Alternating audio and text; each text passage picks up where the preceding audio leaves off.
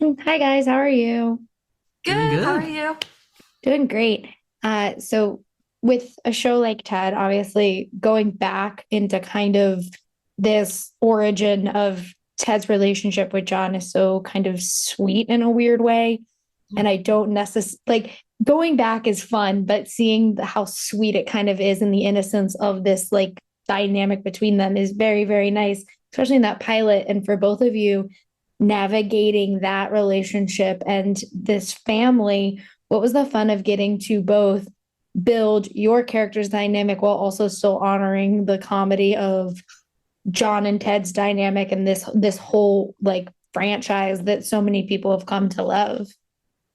Yeah, speaking fully candidly, after we got started and off to the races, none of it was that tough to No. do. We Yeah. sort of naturally fell into a really great like family dynamic between the five of us. Yeah. And in terms of honoring the comedy, if you've seen it, then you know it's the same kind of comedy. It was all right there on the Yeah. page. And it also helps to have a group of just hilarious actors and people who just love to have fun on a set. You know what I mean? And nothing was too serious, but at the same time, though, that being said, everyone came super prepared. So we didn't have to worry too much Yeah. about, taking it so seriously. Everyone was just so ready. So it was great.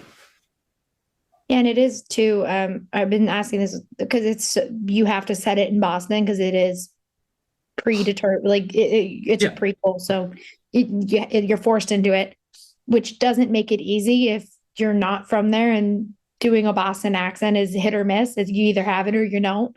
And so when you guys are forced into doing that, is that something that you guys found daunting or something that was just kind of like, yeah, I'll step up to that challenge? Because that's one of those accents that I was like, nope, no thanks.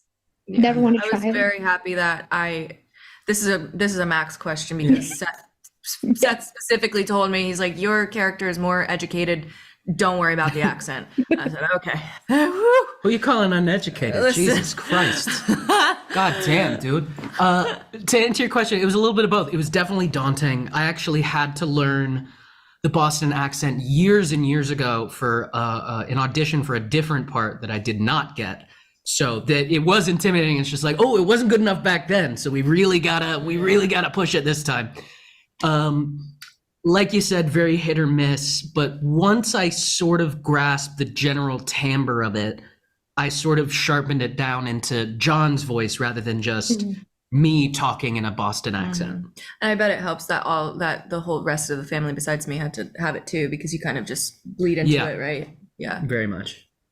And Georgia, I do love how you get to kind of be the voice of reason in a lot of these scenes with the jokes. Cause like when there is an offensive joke, she gets to be the one that points out, like, hey man, that's not funny. But she ends up being what's funny about it Yeah. in a way that I very much enjoyed. Oh, thank you. Is that for you funny to be that person? Because I love her. I think she's so much fun in the show. Thank you. Thank you.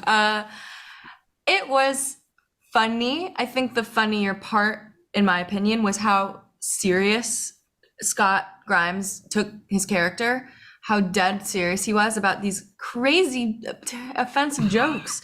You couldn't help but just be like, oh my God. Like it was, so that was the funny part to me. I had a lot of fun, being the moral compass and trying to educate them rather than, I didn't want to come down like super hard all the time, but Seth was like, nope, you got to match the energy or else it doesn't work. She has to win the argument. So it was cool. Yeah.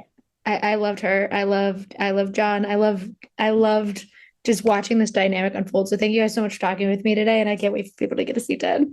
Thank Absolutely. you. Thank you. Have a great one. You too.